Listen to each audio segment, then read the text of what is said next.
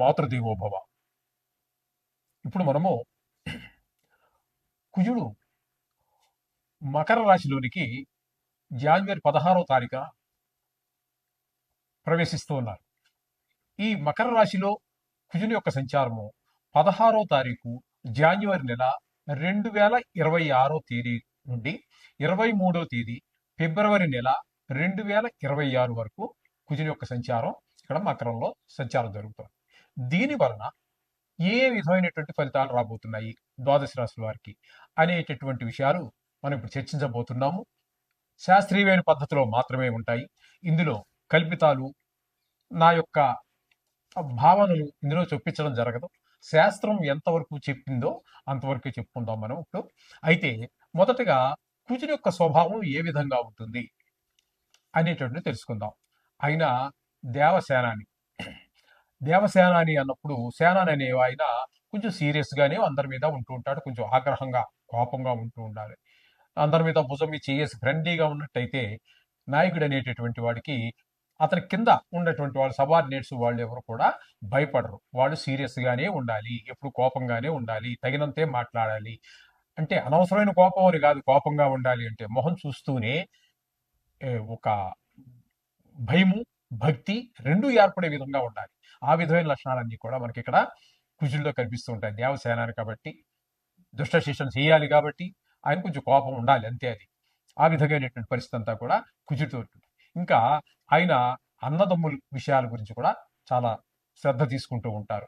అంటే ఆయన అన్నదమ్ములని కాదు, ఆయన మన జాతకంలో ఎక్కడున్నారో దాన్ని బట్టి, మన జాతకంలో ఉన్న దాన్ని బట్టి ఆ మనిషికి అన్నదమ్ములతోటి సో సౌఖ్యంగా, అదే అన్నదమ్ములతో సఖ్యంగా ఉండడం జరుగుతుందా, విరోధంగా ఉండడం జరుగుతుందా అనేది తెలుసుకోవచ్చు. అలాగే భూమికి సంబంధించి, భూమిపుత్రుడు కాబట్టి ఆయన భూమిపుత్రుడు అంటారు కాబట్టి ఆయన అతనికి భూమి అనేటటువంటి ఐశ్వర్యాలు అది కూడా ఒకటి. ఆ భూమి, ఇల్లు ఇవన్నీ కూడా ఉంటాయా లేదా అనే విషయాలు కూడా దాని ద్వారా తెలుసుకోవచ్చు. అలాగే యుద్ధం, ఎవరితో మాట్లాడినా చిన్న మాట అవతల మనిషి తప్పుగా మాట్లాడినా వెంటనే కోపం వచ్చేస్తూ ఉంటుంది, యుద్ధానికి సిద్ధపడిపోతూ ఉంటాడు. మామూలు మనుషులతోటే కాదండి, నవగ్రహాల్లో కూడా వేరే, అంటే రవితోటి, గురువుతోటి, ఆయన మిత్రులైన గ్రహాలు అయినటువంటి చంద్రుడితోటి, ఈ గ్రహాలతో వదిలిపెడితే మిగతా వారితో కూడా గ్రహ యుద్ధం చేస్తూ ఉంటాడు. మామూలుగా మన జాతకంలో మనం బాగాలేదనుకోండి, మనం కూడా ఇంచుమించుగా అదే పరిస్థితి ఉంటూ ఉంటుంది అనమాట. ఈ లక్షణాలన్నీ కూడా ఈ కుజుడి యొక్క ప్రభావాన్ని బట్టి అవతల మనుషుల మీద కూడా ప్రభావం పడుతూ ఉంటుంది. ఈ విధంగా ఉంటుంది. అలాగే శస్త్రములు, ఎంతసేపు గాయాలు అవ్వటం, లేకపోతే గాయం చేయటం, ఇట్లాంటివన్నీ శస్త్రాలకి సంబంధించినటువంటి వాళ్ళు ఇవన్నీ కూడా ఉంటుంటాయి.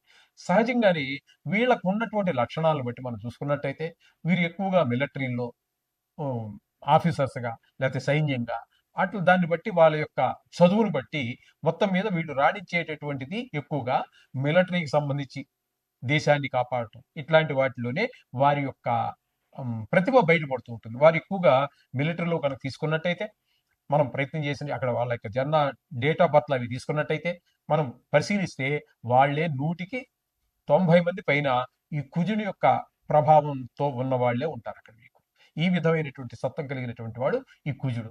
ఈ కుజుడు మన జాతకంలో చాలా విషయాల్లో, ప్రతి విషయం, సంతానం కలగటం విషయంలోను, పెళ్ళిళ్ళు అవ్వటం విషయంలోను, ఇట్లాంటి మన నిత్య జీవితం మీద, మానవుల యొక్క జీవిత విధానం మీద చాలా వాటిలో, ఉద్యోగం కూడా ఆయన కనుక దశమ స్థానంలో ఉన్నాడు అనుకోండి, చాలా మంచి ఉద్యోగం, చాలా పరుగుబడి కలిగి ఉండటము, భూములు, మంచి విపరీతమైనటువంటి ఆస్తులు కలిగి ఉండటం, ఇట్లాంటివన్నీ కూడా ఆయన మంచి మంచి ప్రదేశాల్లో ఉండడాన్ని బట్టి అనేక రకాలైనటువంటి ఫలితాలు ఇస్తూ వస్తూ ఉంటారు. ఇది కుజుడి గురించి మనం సంక్షిప్తంగా చెప్పుకునేటటువంటిది. ఇప్పుడు మనం చెప్పుకుంటున్నది ఏంటంటే, ఇక్కడ ఆయన స్వభావం కరెక్టే, కానీ ఇక్కడ మనం చెప్పుకోబోయేది గోచార ఫలితాలు. ఆ గోచారంలో ఏ స్థానంలో ఉంటే ఏ ఫలితం అనేటటువంటిది ఇప్పుడు మనం తెలుసుకోబోతున్నాం. కన్యా రాశి వారికి మకరంలో సంచారం చేసి, కుజుడు మకరంలో సంచారం చేసేటటువంటి స్థానం 5వ స్థానం అవుతుంది. కాబట్టి అక్కడ ఉండేటటువంటి కాలం అంటే 16వ తారీఖు జనవరి నెల 2026 నుంచి 23వ తారీఖు ఫిబ్రవరి నెల 2026 వరకు 5వ స్థానంలో ఉన్నటువంటి కుజుడు ఇచ్చేటటువంటి ఫలితాలు ఏ విధంగా ఉన్నాయో ఇప్పుడు మనము తెలుసుకునేటువంటి ప్రయత్నం చేద్దాం. సశాస్త్రీయంగా తెలుసుకునే ప్రయత్నం చేద్దాం.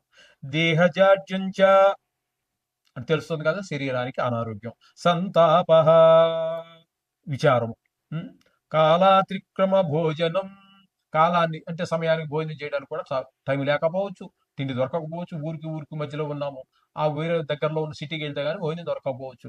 అట్లా కాలాన్ని అతిక్రమించి భోజనం చేసే దగ్గర ఉన్నా కూడా, పక్కనే బాక్స్ ఉన్నా కూడా, తీసుకున్నటువంటి బాక్స్ ఉన్నా కూడా దాన్ని తినలేనంత హెవీ వర్క్, అర్జెంట్ వర్క్ ఏం చేస్తాం, అది సరి అయిన సమయానికి భోజనం చేయలేకపోవటం. ఈ విధంగా అకాల భోజనం, పాపకార్యాలు, ఉమ్, దురితం కర్మల, దురితం కర్మ అంటే చెడ్డ పాపాలు చేయడం, ఈ విధమైనటువంటి ఫలితాలన్నీ కూడా మనకి 5వ స్థానంలో సంచరించేటటువంటి కుజుడు ఈ కన్యా రాశి వారికి ఇచ్చేటటువంటి ఫలితాలు ఈ విధంగా ఉంటాయని శాస్త్రం చెబుతూ ఉన్నది. ఓకే. ఇక శుభం భూయాత్. ప్రముఖంగా చెప్పుకోవాలి అన్నట్టయితే కుజుడు గోచార రీత్యా గోచార రీత్యా కుజుడు 3 రాసులలో మాత్రమే శుభ ఫలితములను ఇస్తాడు. 3 రాసుల్లోనే ఉండేవి 12 రాసులు. ఈ 12 రాసుల్లో 3 రాసుల్లో మాత్రమే ఆయన మంచి ఫలితాలను ఇస్తారు ఆయన. ఎవరెవరికి అన్నట్టయితే మూడవ రాశి. మూడవ రాశిలో ఎవరికి ఉన్నారు ఇక్కడ మనం చెప్పుకోవాలంటే, మూడవ రాశిలో అంటే మనకి ఆహ్, మూడవ రాశి అన్నట్టయితే వృశ్చికం. వృశ్చిక రాశి వారికి 3వ స్థానం అవుతోంది. కాబట్టి వృశ్చిక రాశి వారికి చాలా మంచి చేస్తారు. అలాగే 11వ స్థానంలో కుజుడు ఉన్నట్టయితే, 11వ రాశి ఎవరికి వచ్చింది మనం చెప్పుకున్న వాటిల్లో మీనరాశికి వచ్చింది. మీనరాశికి కుజుడు 11వ స్థానంలో సంచారం చేస్తున్నారు కాబట్టి మీనానికి, అలాగే వృశ్చికానికి, అలాగే మనకి ఆహ్, ఇంకోటి సింహానికి. సింహానికి అంటే 6వ స్థానంలో సంచారం చేస్తున్నాడు. 3, 6, 11 రాసులు అంటే వారికి మాత్రము కుజుడు పూర్తి శుభ ఫలితాలన్నీ కూడా అందజేస్తూ ఉన్నాడు. మూడో స్థానంలో ఉన్నప్పుడు మనం ఇందాక చెప్పుకున్నాము. మరొకసారి చెప్పుకునే ప్రయత్నం చేద్దాం. సోదరులు, ఇంట్లో మంచి మంచి సేవకులు వీళ్ళందరూ మన సహాయ సహకారాలు అందించటం. మనం ఉద్యోగం చేసే దగ్గర, వ్యాపారం చేసే అందరూ మంచి సహాయ సహకారాలు అందిస్తూ ఉంటారు. ఆ విధంగా 3వ స్థానం వారికి, 6వ స్థానం వారికి మంచి అంటే ఆరోగ్యం బాగుంటుంది. అప్పు కావాలంటే పుడుతుంది. అప్పులు తీర్చేయగలుగుతాం. ఇట్లాంటి శుభ ఫలితాలన్నీ కూడా మనకి కలహాలు, మంచి పేరు, శత్రువులుగా ఉన్న వాళ్ళు కూడా మిత్రులుగా మారడం లాంటి మంచి ఫలితాలు ఇస్తారు. అట్లాగే ఏకాదశ స్థానంలో ఉన్న వారికి ధన లాభాన్ని బాగా చేకూరుస్తారు ఆయన. హ్మ్. ఏదైనా పని చేసినప్పుడు అందులో మీ నైపుణ్యం కూడా బయటపడుతుంది. ఈ విధమైనటువంటి 3 రాసులకి మాత్రమే మీకు మంచి ఫలితాలు ఇవ్వబోతున్నారు. అవి ఏంటంటే ఒకసారి మరోసారి చెప్పుకుందాం. సింహరాశి వారికి, అలాగే వృశ్చిక రాశి వారికి, మీన రాశి వారికి 3 రాశులకు మాత్రమే. మిగతా వారన్నిటికీ కూడా ఈయన ఏ విధమైన శుభ ఫలితాలు ఇవ్వజాలరు. కాబట్టి వీరందరూ కూడా రోజు మనం 2, 3 సంవత్సరాల నుంచి మనం చెప్పుకుంటూనే ఉన్నాము. కాబట్టి ఈ నవగ్రహ ప్రార్థన చేసుకోండి. ఇందులో గాయాలు అని గాని, దెబ్బలు తాకే అవకాశం ఎక్కువగా ఉన్నట్టయితే కూడా, ఎక్కడైతే మనం చెప్పుకున్నాం కదండీ ఇప్పుడు, వాటి ఎవరు విన్నారు కదా మీరు, వారందరూ మాత్రం కవచాన్ని, కుజ కవచం అని వస్తుంది. మీరు గూగుల్‌లో చే వెతుక్కోవచ్చు. లేదా పుస్తకాల షాపుల్లో కూడా నవగ్రహాలకు సంబంధించినటువంటి పుస్తకాలు అమ్ముతారు కదా! వాటిలో కవచం అని అడగండి. వారిస్తారు షాప్ వారు. అవి కవచాన్ని చదువుకోవడం ద్వారా, కవచం అంటే శరీరాన్ని మనకి గాయాల నుంచి, రోగాల నుంచి, కేవలం గాయాలే కాదండి, రోగాల నుంచి కూడా కాపాడుతూ ఉంటుంది. ఈ విధమైనటువంటి అన్నిటిని రక్షించాలంటే కవచం చాలా బాగా ఉపయోగపడుతుంది మనందరికీ కూడా. కుజుడు అనుగ్రహం లేనటువంటి వారికి. అనుగ్రహం ఉన్న వారికి కవచం అవసరం లేదు. వారికి అవసరం వచ్చినప్పుడు అప్పుడు చదువుకోవచ్చు. చూడండి, ఈ విధంగా మీరు ఆచరించినట్టయితే మీరు చక్కగా ఈ కుజుడి యొక్క అనుగ్రహం పొందడానికి వీలవుతుంది. తద్వారా ఆయన యొక్క ఆహ్, చెడు ప్రభావం వల్ల కలిగేటటువంటి ఈ ఈ ఏవైతే మన దుష్ఫలితాలు ఉన్నాయో వాటి నుంచి మనం తప్పకుండా బయటపడే అవకాశం. శుభం భూయాత్.